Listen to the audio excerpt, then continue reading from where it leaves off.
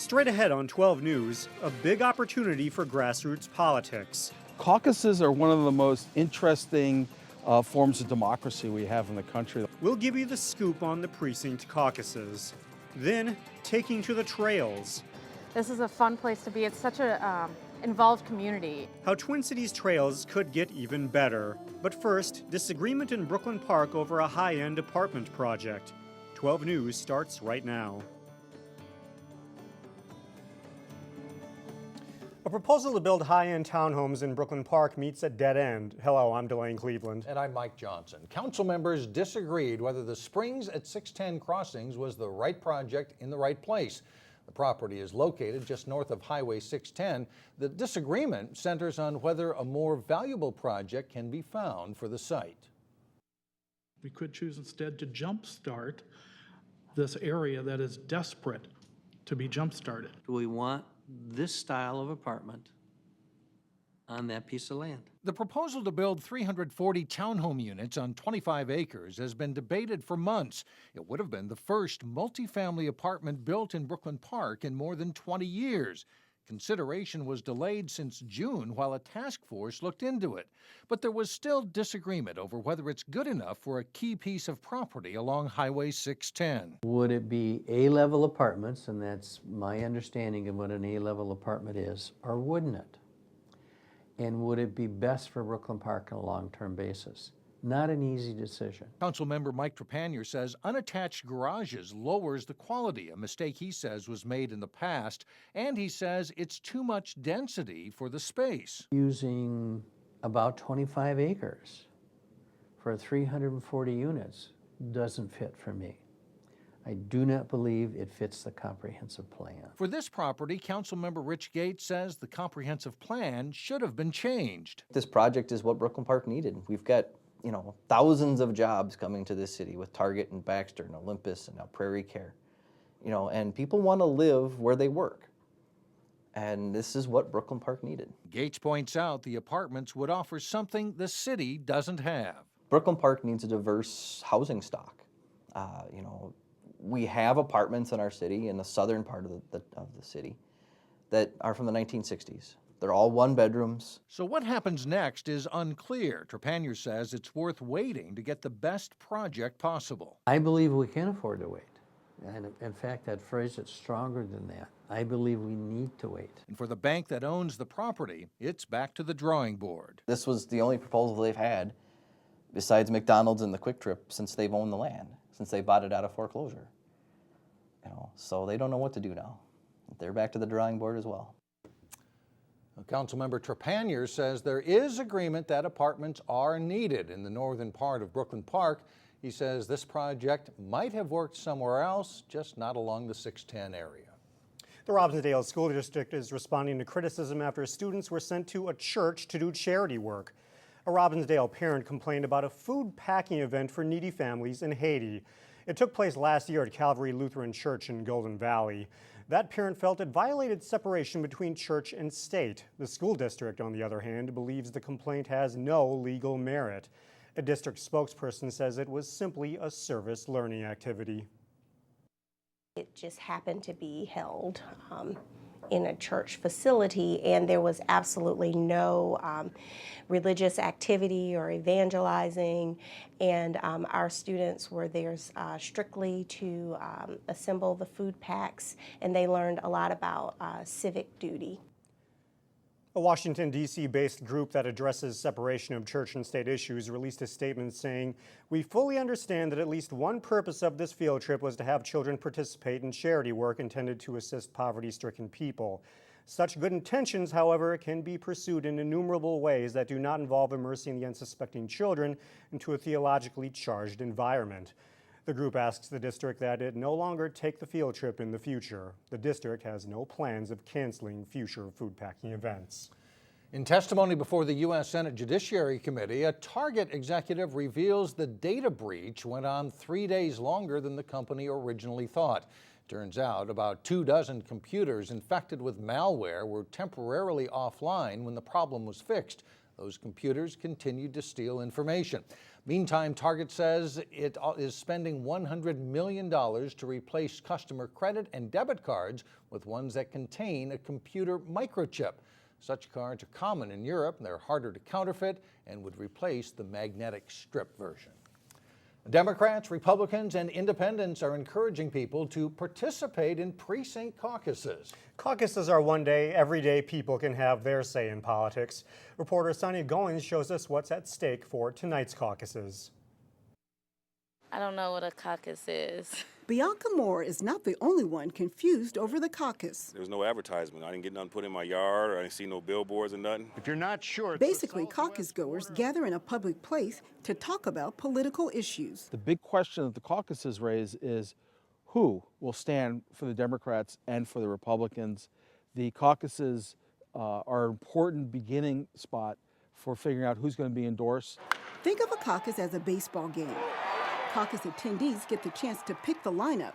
Who will the delegates be? It can be an important influence in choosing the delegates that will then go on and endorse candidates from both major parties. What issues strike out and which ones score a home run? For those who've got the political bug or are really passionate about the environment or abortion or gay marriage or any other set of issues, this is their chance to weigh in. Unfortunately, participation is low for precinct caucuses. I'm not one of the people who don't participate in political things, but I was unaware of the caucus completely. Precinct caucuses are open to the public. Even teens as young as 16 years old can be a part of the political process. Park Center is one of the locations where Brooklyn Park DFLers will be meeting. They have good reason to participate. Delegates chosen tonight will go on to form the first ever DFL caucus. The opportunity for Brooklyn Park to have its first DFL caucus is an important milestone. It's a way in which Brooklyn Park can exercise its voice and influence within the Democratic Party. In Brooklyn Park, Sonia Goins, 12 News. Precinct caucuses start at 7 Tuesday night. You can check the Minnesota Secretary of State website to find your home precinct.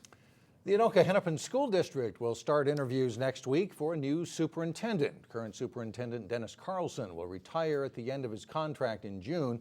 The board will hold interviews February 11th and February 12th.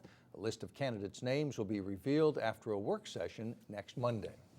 If you ride, run, or walk the trails of the Twin Cities, then you will be happy that Hennepin County has hired its very first bicycle and pedestrian coordinator. Her name is Kelly Yemen, and she comes to the Twin Cities from New York. Eric Nelson introduces us to her. Kelly Yemen is going from the Big Apple to the Minneapolis. Her job is to push for more biking, jogging, and walking trails in the Twin Cities, and to be a bridge between the county and the cities. Yemen believes that a solid trail system can help ease gridlock on roads and freeways. So I'll be working for the county, kind of taking their new pedestrian plan and their soon-to-be released bicycle plan, and working with the different municipalities within the county to kind of help implement the goals laid out in those plans. The Twin Cities already has an extensive biking and walking trail system. In fact, it's one of the best in the USA. Kelly Yemen's goal is to make it even better. Hennepin County has more than 550 miles of bike and pedestrian trails. Yemen knows that despite the Twin Cities' solid reputation, the region must keep upgrading the system to make sure bikers, runners, and walkers are safe. This position will kind of focus on making sure that we bring safety to the highest level possible for both bicycling and walking. Another benefit to a better trail system is that it promotes fitness. Get people out of their cars, get people active. It improves our health, improves the environment. It kind of just makes it an all-around better quality of life for our communities. In Brooklyn Park, Eric Nelson, 12 News. Hennepin County will also be working with the Three Rivers Park District to create a county-wide cycling plan. Well, coming up, something that's put the fun back in exercise. We'll show you what's getting people up and moving in Plymouth. Then later in sports, the Wayzata girls hockey team gets set to compete in the rugged Section 6 tournament. But first, we're still waiting for the thaw, and we'll have to wait some more. A warm-up isn't expected until next week.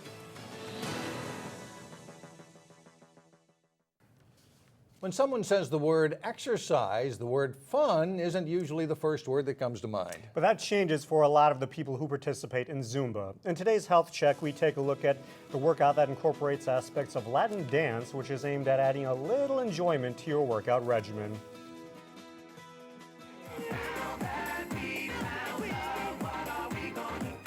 Exercise is defined as physical activity that is done to become stronger and healthier. Although some say it's not always enjoyable. And I could never exercise before without music. It was just too much drudgery. Drudgery is something you won't find here. Welcome to Zumba class at the Plymouth Creek Center, I've always loved music, loved dancing. where this group of seniors gets together once a week to display their fancy footwork in a dance fitness class based on Latin and international rhythms. I gave it a try about 3 years ago, and the music is versatile, and Jan keeps us moving all the time, and you go home, you feel good. Betty Brendan is one of 11 seniors taking part in Zumba Gold, which is a less intense version of a typical class. It's for beginners. It's for maybe women who are pregnant that want to keep it a little less intense, and it's for people that haven't moved for a while. 1, 2, 3, 5, 6, 7. Jan Gamble is the instructor. This goes fast, and they're moving, and they can amp it up or take it down to whatever level that works for them. Yet once people get to this class, the music keeps them moving. So if you don't get it right, it's a big deal. Just don't run into the person next to you. The key, Gamble says, is to learn the basic footwork for the different routines. Keeps you more limber. Naturally, it's good for the heart. It gets the blood pumping.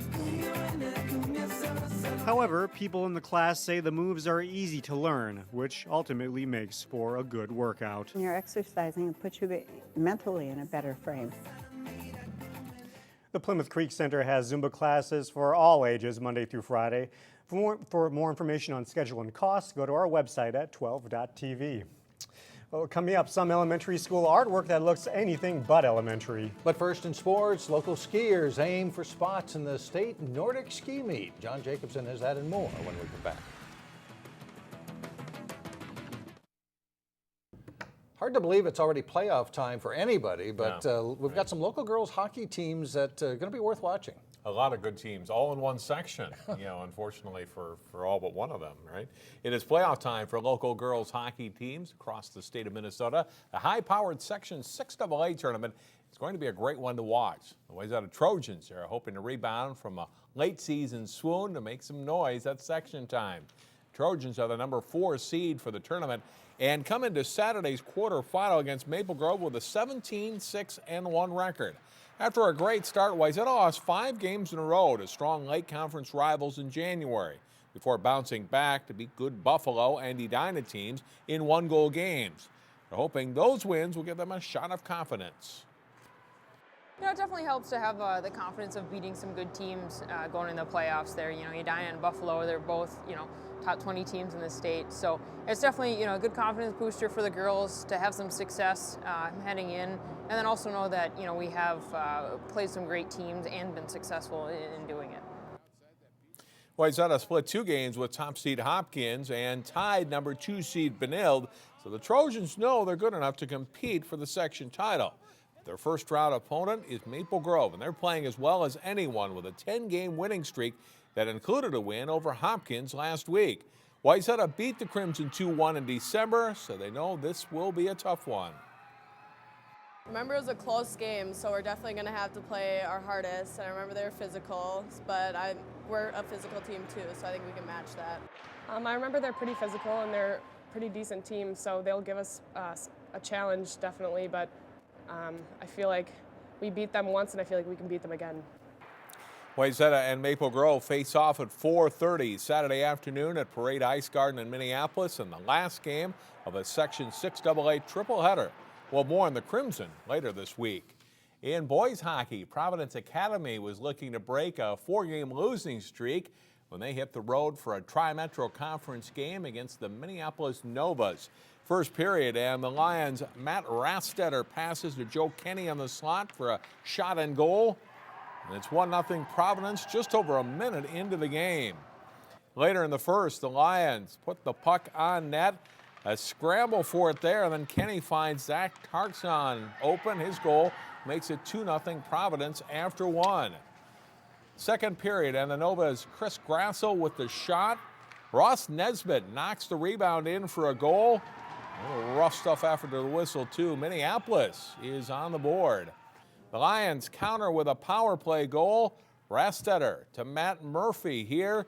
Minneapolis gets 1 goal back in the third, but that's all. 3-2 Providence is the final. Spots in the state Nordic ski meet are on the line this week at section competition. 3 sections featuring local teams are racing at Theodore Wirth Park. The Section 6 meet leading off the week on Monday. Zach Ketterson of Bloomington Jefferson is the boys' individual pursuit winner.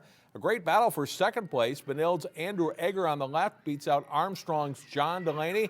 Both guys, though, qualify for state. On the girls' side, Armstrong's Hannah Rudd is the runaway winner with a time of 34 minutes, 47 seconds. Benild's Amanda Kotzer takes second place for the Red Knights. Armstrong wins the girls' team title. The Falcons with 6 skiers in the top 11 finishers, and they'll ski to Giants Ridge for state next week. It's so great. Our team is working hard all year, working super hard, and we've wanted to go to state, and now finally get to go.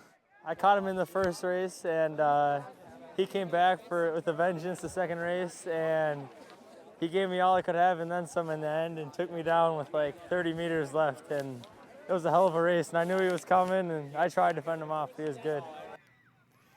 St. Louis Park takes the boys' title and the lone spot in the team competition at state, with Southwest second and Armstrong third.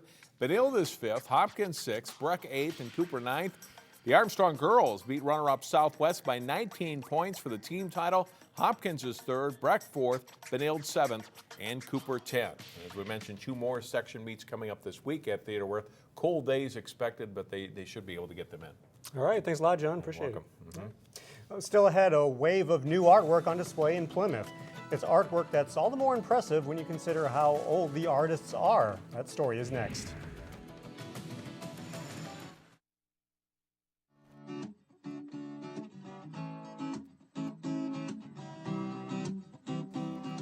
Well, finally, the walls of the Plymouth Creek Center have undergone a temporary makeover. The city can thank Plymouth Elementary School students for that. The students from first grade on up are showcasing their artwork throughout this month at the Plymouth Creek Center. Plymouth Arts Council selected 2 pieces of artwork from each grade level of various Plymouth elementary schools. The exhibit is open during the day. There's also viewing opportunities during the evenings and on Saturday. You can call the Plymouth Creek Center for viewing times. Some of that stuff is pretty good. At my house, it just went up on the fridge. This is kind of neat. These first graders, they draw better than I do. Yeah, absolutely. It's amazing. That'll do it. That's it for now. Thanks for joining us, everyone. Community Corner is up next.